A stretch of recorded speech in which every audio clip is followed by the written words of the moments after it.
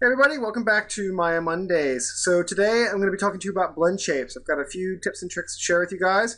Some of them are very basic and some of them are a little bit more advanced, so hopefully everybody can find something useful in today's video. So what I've got here is I've got a base shape and then a few targets, a little kind of a snarl target and then one where his mouth is sort of dropped open, and we want to do some blend shape work with them. So this is pretty straightforward inside of Maya. Just grab the blends and then add them onto your base shape. So the last object that you have highlighted obviously is going to be the object that gets the deformer added to it. We'll go create the deformer. We're going to bring up blend shapes for this, and we're just going to reset this to the basics settings, and we'll hit apply. So as soon as we do that, we now have on our object here, obviously, this blend shape node that's the last input. And if we were to jump over to panel setup that I like to do, which is just blend shapes, but I switch it to be horizontal. If you have a long list and a wide monitor, this just seems to be a nicer layout. So obviously we've got now these new sliders, and actually I'll just click the select button here a lot to get rid of that highlight select on the actual node. And you can see that obviously it allows you to say, give me 50% open, 50% snarl, whatever. You can dial this in and start doing your morphing. Pretty straightforward. Now, often, though, you're going to want to have a morph that's a little more complicated than just a transition from one effect or one shape to another shape. You want it to pass in between a few different shapes along the way to do something that's a little bit more natural looking. Like maybe I want it to go through the snarl as it gets to the open mouth.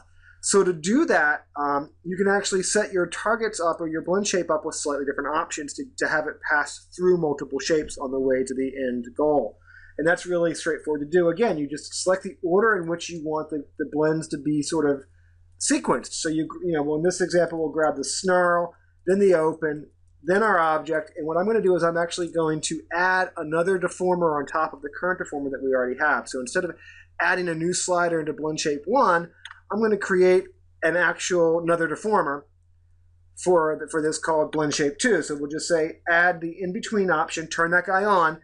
And as soon as we hit apply on this, you can see now that we have this new deformer, blend shape 2, that actually transitions through the snarl on the way to the open. So it allows you to, again, just sort of set up a variety of shapes that it passes through on the way to its end goal, essentially. So hopefully that makes sense to you guys. And again, these are obviously two different deformers the way they're currently set up. They're both set up as inputs on that base mesh, right?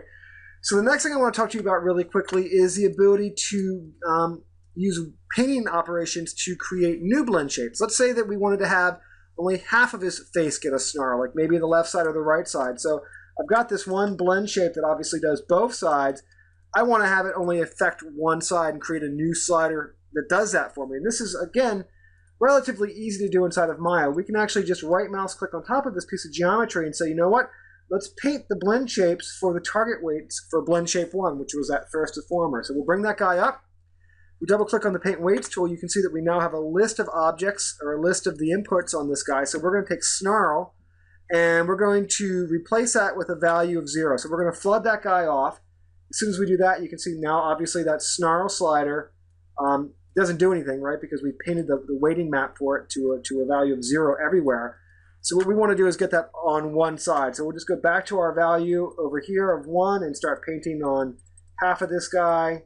And I'm not going to do the best job on my painting, but you'll get the idea. So we get half that guy in there. Maybe I'll just use my smooth tool to flood that out. So now that I've done that, what I'm going to do is I'm going to say, you know what? Let's add, I like the look of that. So you can see as I move that slider now, the region that's white is the only area that's going to get affected by that slider. I want to add in a new slider that actually captures the look that I sort of have dialed in here. Maybe I'll give it a little bit of open also, just for fun. So I can say, you know what? Add a new base. As soon as I do that, it creates a new target for me. So we can just translate that guy over or off, and that's going to be my new custom target that I made by capturing what I had recorded in those sliders, essentially, in some of that painting work that we have. So if we zero these guys out, you can see here's my new slider that goes to this new sort of hybrid target that we just made it for half of the guy's head. Now, if I want to get that snarl back to being his full head, obviously we just need to grab this guy, go back into that paint weights tool, double click on that dude, go to snarl, go back to replace, put the value to 1 and just hit flood. So as soon as we do that, boom, just like that, we now have our snarl slider back to where we were before. So we can tidy up our windows here a bit. So now we've got snarl that does both sides, and then we have this new custom one that sort of just does, the left side. So we can just call it like L or something like that. So that's pretty straightforward. So the next thing I want to talk to you about is topology changes. So right now you'll notice that we have tweak, blend shape 1, blend shape 2. So we're stacking up these deformers on top of here. And if I want to capture some changes to this guy in topology, it's actually pretty straightforward, right? Like, let's say we go ahead and we go in here and we say, you know what? I want to add some more isoperms to get some more detail where this character's lips are. So we can say insert isoperm, add these guys in here. Maybe we'll go in here and we'll grab something like an edge. Double click on that dude to get that edge loop select and just pull a hard crease on those guys. So now that we've done that, you can see that after these blend shapes, so after blend shape 2, we've got the split ring, soft edge. So we've got a bunch of things after the blend shapes. And as long as they're after the blend shapes, I can actually go in here and use the really cool edit deformers, edit blend shapes, bake topology changes to target. Now I'm going to turn on my wireframe preview just so you can see that guy as soon as we do this. We'll say edit deformers, blend shape, bake topology to target. It goes through, it takes a little time to do it, it kind of processes it out. It goes through each one of those guys, and you can see that it added in all those isoperms for us. It added in that hard edge on that guy. Obviously it did the same thing for all the targets, right? And then because we were doing a baking operation, right, it blew away the history. So you can see that after that blend shape, now all those nodes or all those modifications have been blown away. So that's awesome, right? But what happens if you do something that doesn't create history? Like let's say we grab something like these verts on their character's head. We want to pull his little weird ears out here, right? So you do something like that, and you go back in here and you say, oh, cool, I want to capture that into my targets, those funny, weird elf-looking ears. So you go back and you run that edit deformers, bake topology targets, and nothing happens, right? The reason nothing happens is because that modification that we've done was done at the tweak, right? The tweak node. It was done below the blend shapes, and it doesn't really have any history. So here's a trick to kind of kick my end into actually doing that. All you have to do is, first of all, put that tweak node at the very top of the list. So to do that, you got to drag these guys down, drag them below. So the tweak node is above. So the tweak node's now above.